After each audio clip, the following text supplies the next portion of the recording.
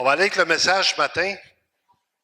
Ça va prendre beaucoup d'attention. On va vraiment regarder comment Jésus appelle les gens à lui. Puis le personnage qu'on va voir, on va voir l'eunuque éthiopien. Comment lui s'est converti. Et on va regarder l'importance de croire en Jésus. Croire en Dieu, on va voir qu'il y en a beaucoup qui croient en Dieu. Croire en Dieu ne sauve pas personne. Il faut croire dans ce que Jésus a accompli sur la croix pour nous. On va regarder le texte dans Actes 8, 26 à 39, mais juste avant, on va prier. Seigneur Dieu éternel, on te remercie pour ta parole. On te remercie, Seigneur, que tu ne nous as pas laissés dans le vide, dans le néant, mais que tu nous as donné ce livre-là saint pour qu'on puisse bien comprendre, Seigneur, tes voies, le plan du salut et la façon d'avoir cette assurance-là. Je te remercie, Père, dans le nom de Jésus. Amen. Dans Actes 8, 26 à 39, on va voir que Dieu va utiliser Philippe. Dieu utilise toujours des êtres humains pour témoigner les autres. Il dit, un ange du Seigneur, on va lire le texte, s'adressant à Philippe, lui dit, lève-toi et va du côté du midi sur le chemin qui descend de Jérusalem à Gaza, celui qui est désert. Il se leva et partit. Curieux qu'ils disent la place que c'est désert. Il ne s'est pas posé de questions, il est allé. Un serviteur de Dieu obéit quand Dieu parle. Donc ici, il va obéir directement. Et voici un Éthiopien, un eunuque. Éthiopien, c'est quelqu'un qui vient de l'Éthiopie.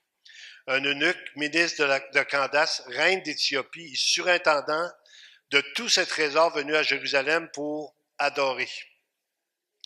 S'en retournait assis sur son char, il disait le prophète Ésaïe.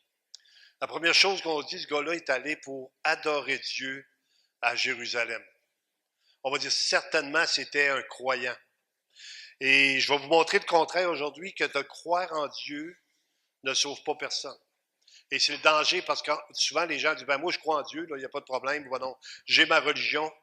Mais ce qui sauve, c'est notre confiance dans le Seigneur Jésus seul pour notre salut. Et il faut absolument que ça soit compris parce qu'il y a des gens qui peuvent rester avec l'illusion que quand ils vont mourir, ils s'en vont dans la présence de Dieu pendant que c'est un mensonge. Donc on doit dire la vérité, vous allez voir selon les Écritures. On va regarder ce que la Bible dit, c'est toujours plus sécure. L'Esprit dit à Philippe, avance et approche-toi de ce char. Philippe accourut et entendit l'Éthiopien qui disait le prophète Ésaïe, lui dit, comprends-tu ce que tu dis? Juste un petit paragraphe, le prophète Ésaïe a été écrit 800 ans avant que Jésus vienne. Il répondit, comment le pourrais-je si quelqu'un ne me guide? Et il invita Philippe à monter et à s'asseoir avec lui. Le passage de l'Écriture qu'il lisait était celui-ci.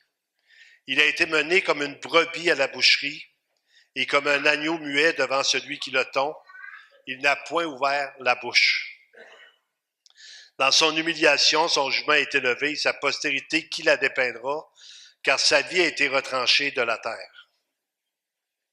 L'eunuque dit à Philippe, je te prie, de qui le prophète parle-t-il ainsi? Est-ce de lui-même ou de quelqu'un d'autre? Des choses écrites 800 ans d'avance vont nous ramener à Jésus qui est né après. Une des plus grandes preuves de l'autorité de la venue du Messie, c'est les prophéties de l'Ancien Testament. Il dit que sa divinité est visible comme à l'œil nu. Quand on regarde la création, on dit c'est sûr que Dieu existe. De savoir que Dieu existe ne sauve pas personne. C'est une réalité qui est là et qui devrait nous approcher. Maintenant, si Dieu existe, est-ce que je lui appartiens? Est-ce que je suis un enfant de Dieu? On l'a chanté ce matin. Est-ce que j'ai cette certitude-là? Que quand je vais mourir, je m'en vais dans sa présence. Et on va voir que ce n'est pas parce que vous êtes une bonne personne, mais plutôt une personne qui a compris le sacrifice de la croix. Donc, ouvrant la bouche et commençant par ce passage, lui annonça la bonne nouvelle de Jésus. Comme ils continuaient leur chemin, ils rencontrèrent de l'eau et l'eunuque dit, voici de l'eau, qu'est-ce qui empêche que je sois baptisé? Et là, il va donner la réponse. Philippe dit, si tu crois de tout ton cœur, cela est possible. Maintenant, le mot croire, on l'a vu souvent à l'Église, c'est mettre sa confiance. Si tu mets ta confiance en Jésus, tu vas lui appartenir. Et là, l'eunuque va répondre, il va donner la bonne réponse. Maintenant, souvent, on dit les gens vont être sauvés par la repentance. La repentance, c'est un changement d'idée par rapport à ce qu'on se croyait avant.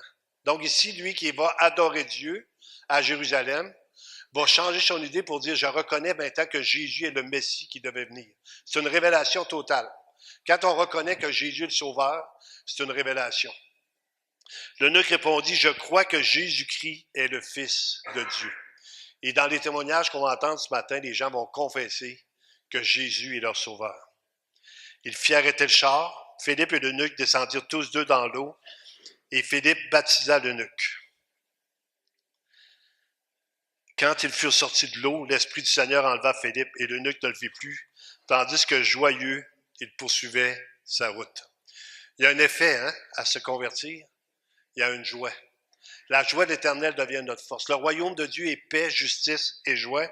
Et ici, on va voir un homme qui craint Dieu, qui va pour adorer, qui s'en vient en lisant les Écritures. Ça devait être quelqu'un qui avait quand même beaucoup d'argent, parce que les Écritures, à l'époque, on n'avait pas toute une Bible dans chacune des poches. Là. Ça prenait quelqu'un qui était riche et qui lisait les Écritures. Et là, on s'en va dans l'Ancien Testament et Jésus va être révélé à cet homme-là. Et Jésus se révèle à chacun. Le baptême qu'on va avoir aujourd'hui, le mien, on l'a eu, ça fait 40 ans.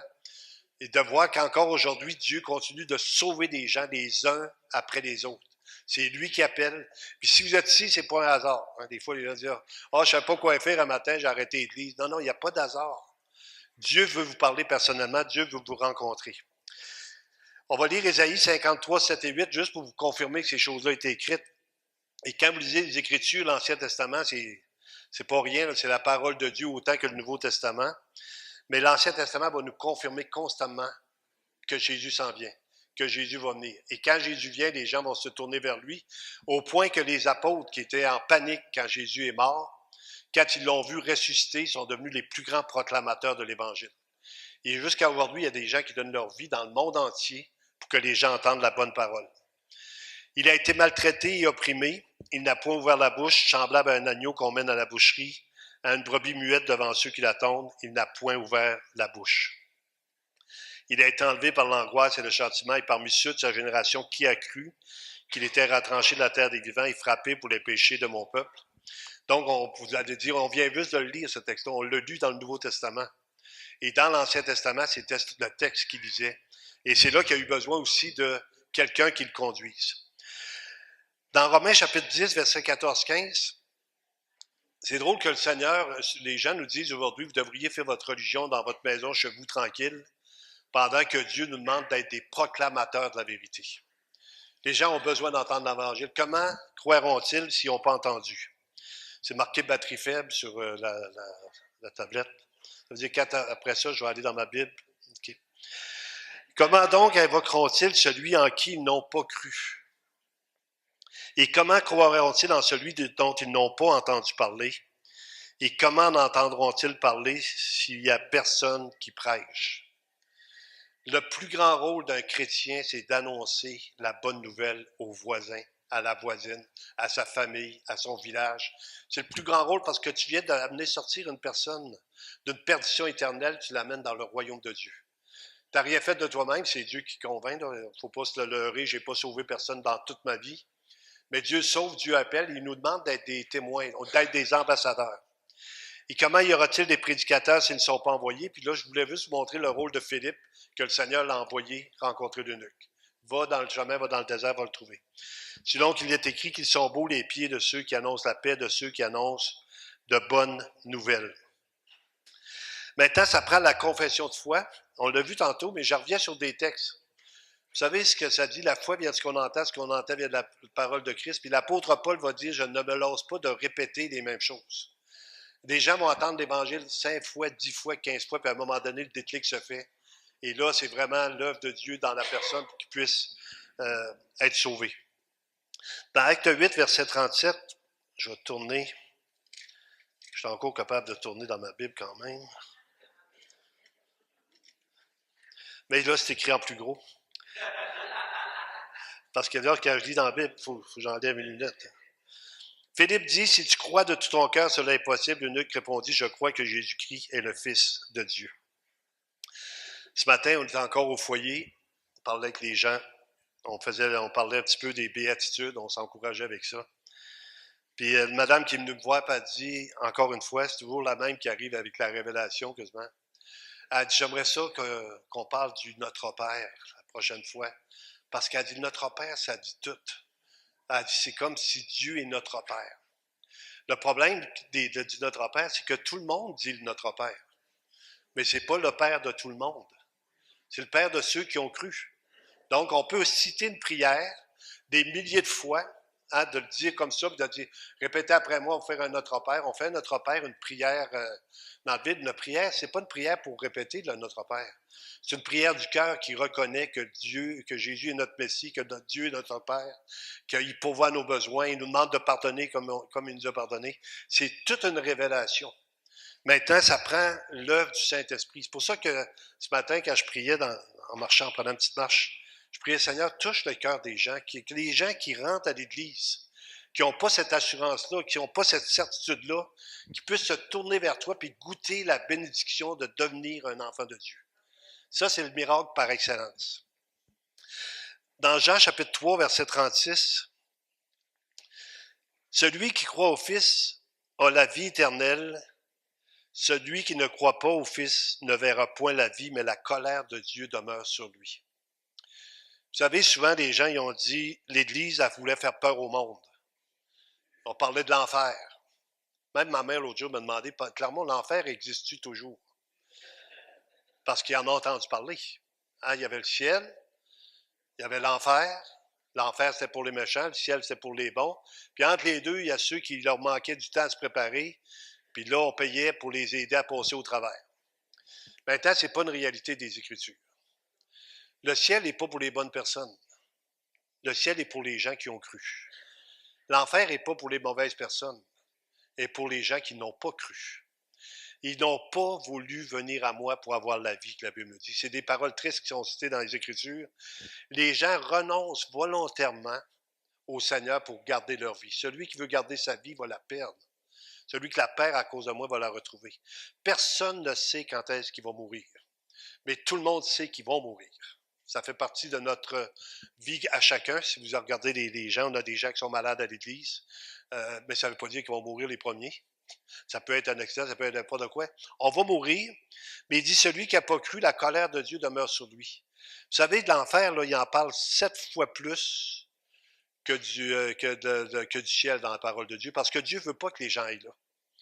Mais les gens décident eux-mêmes de ne pas croire, parce que c'est trop grand. Je ne sais pas si vous voyez des fois passer sur Facebook, je mets des petits animaux, des petits oiseaux, des petites affaires, puis là, je dis la gloire de Dieu.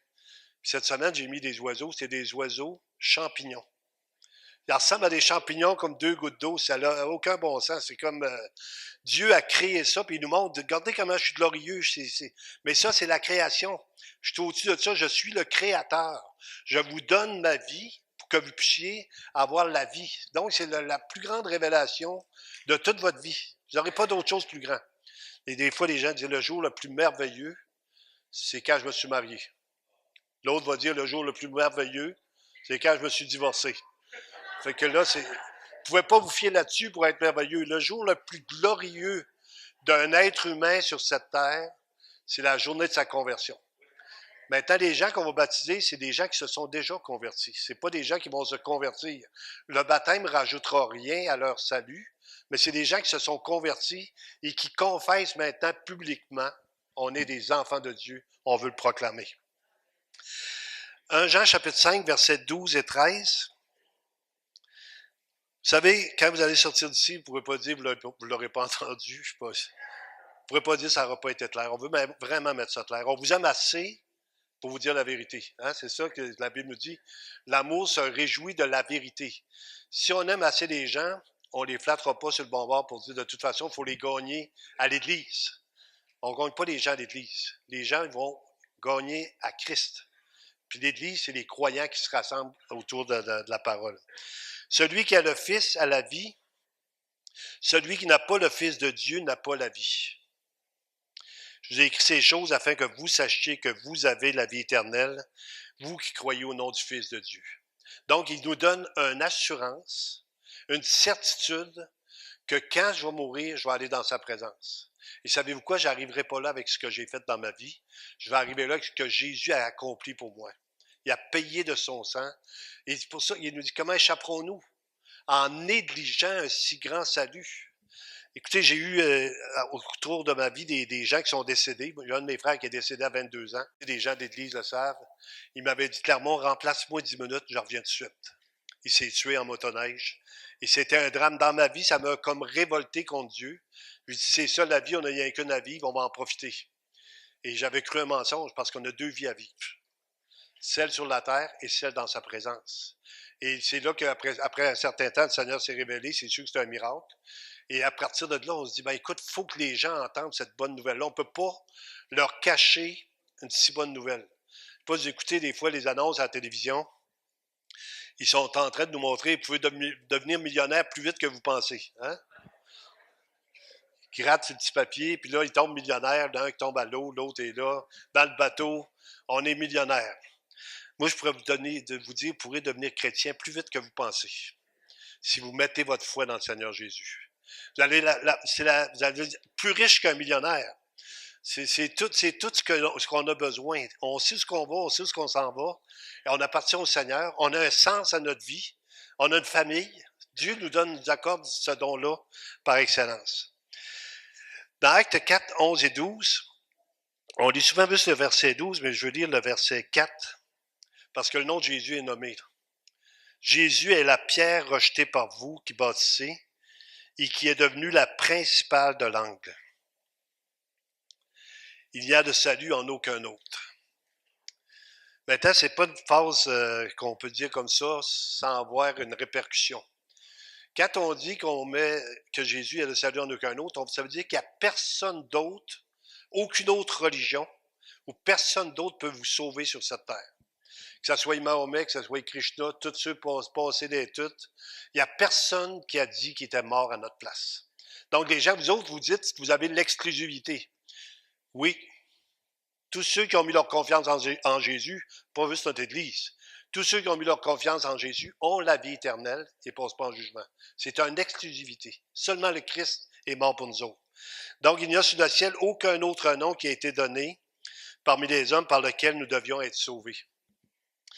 Puis là, j'entends des gens dire dans leur tête, de toute façon, je m'arrangerai bien avec de l'autre côté. Et ça, c'est vraiment triste quand on pense comme ça, parce qu'on pense que nous et Dieu, on travaille d'égal à égal. Il est le Créateur, nous sommes une créature. Puis il nous dit que si, avec tout ce que je t'ai manifesté sur cette terre, comme amour, comme présence, comme protection, tu n'as pas cru en moi, de l'autre côté, quand tu vas arriver, la Bible nous dit, si tu n'as pas cru, toute bouche va être fermée. Tu ne pourras pas dire rien. Tu vas juste voir les occasions que tu aurais eues de mettre ta confiance en lui, puis que tu as refusé volontairement. Souvent, c'est par gêne. On a peur de ce que les autres vont penser. C'est pas rien de se convertir. Ça veut dire qu'il y a des gens qui vont vous dire que vous êtes fous, là. Ils ont accusé Jésus d'être un mangeur, un buveur. On l'a accusé faussement. On a accusé Jean-Baptiste d'avoir un démon. Il va y avoir des accusations parce qu'on décide de croire en Jésus. Vous n'aurez pas l'approbation du gouvernement non plus. Vous n'aurez pas une lettre. On veut vous féliciter de vous être convertis cette année. Et vraiment, on vous levez votre chapeau, vous avez cru en Dieu. Non, non. Vous n'aurez pas d'approbation. Vous allez avoir l'approbation de Dieu, l'approbation des anges. Les anges se réjouissent quand un cœur se convertit. Et l'approbation des frères et des sœurs qui sont tellement contents qu'on vient d'avoir un bébé de plus dans la famille. Dieu nous dit ces choses-là. Donc, il dit, dans Romains 6,4, maintenant, je vais aller au baptême avant de vous présenter nos convertis, nos futurs baptisés. Qu'est-ce que ça signifie le baptême? Beaucoup de gens sont venus ce matin pour voir le baptême. Hein? Encourager quelqu'un qui se fait baptiser. Les gens de Rivière-du-Loup sont venus pour Célina, puis on dit on va aller encourager Célina. C'est notre petite sœur là-bas, on va aller la voir, Alexia. Sa famille est là aussi, puis les gens sont là, puis on va aller les voir, Isabelle avec ses parents, puis moi je suis tout content, Michael qui est là, et nous autres, tellement content que tu sois là, Michael, prends soin de ta maman. Fait que sa mère va se faire baptiser, il va assister à ça. Donc on est ici pour les encourager. Et Dieu nous dit, vous allez les encourager, mais vous aussi, vous allez vous préparer. Vous allez vous préparer à ce que ce soit votre tour un jour. Donc, on va donner les versets Romains chapitre 6, verset 4. Dans Romains 6, 4, il nous dit comment ça va se passer. Tout le monde a peur de se rentrer la tête dans l'eau, hein, M. Rouleau? Ça va bien aller, hein, inquiétez-vous pas. Il dit, ouais, c'est ça, combien de temps on est dans l'eau? Le moins longtemps possible. Il dit, nous avons donc été ensevelis avec lui par le baptême en sa mort. Donc, les gens, qu'est-ce que ça symbolise, un baptême? C'est pour ça que c'est réservé aux adultes seulement. Hein? Pour les gens qui disaient, ah ben moi j'ai été baptisé quand j'étais enfant. Ah oui, parle-moi-en donc, comment ça s'est passé? Oh, il n'y a pas grand monde qui s'en savent. Hein? Personne ne se souvient de son baptême. Le baptême, ça veut dire immersion. Donc, c'est une immersion totale. Puis quand on est baptisé, c'est parce qu'on a cru. C'est pas parce que quelqu'un l'a fait à notre place, puis a dit on va le faire, puis ça va être réglé. Les gens vont croire en Jésus. Celui qui croira et qui sera baptisé sera sauvé. Donc, ça prend premièrement la foi dans le Seigneur. Donc, par lui, par le baptême en sa mort, afin que comme Christ est ressuscité des morts par la gloire du Père, de même aussi nous marchions en nouveauté de vie. Donc, on meurt avec Christ, on est enseveli et on ressuscite en nouveauté de vie. On confesse publiquement notre adhésion à l'Église aussi en même temps, parce que l'Église, c'est le corps de Christ. Beaucoup de gens disent, ben, moi, je me fais baptiser dans mon bain, faire ça chez nous, fais ça chez nous, une petite religion tranquille. C'est pas biblique. La Bible nous dit, ils se rassemblèrent. Chaque jour, ils étaient tous ensemble assidus. Donc, les gens se réunissaient pour glorifier le Seigneur, faisaient l'effort. On a vu ce que ça avait donné pendant la COVID, à un moment donné, de nous restreindre, comment c'était difficile.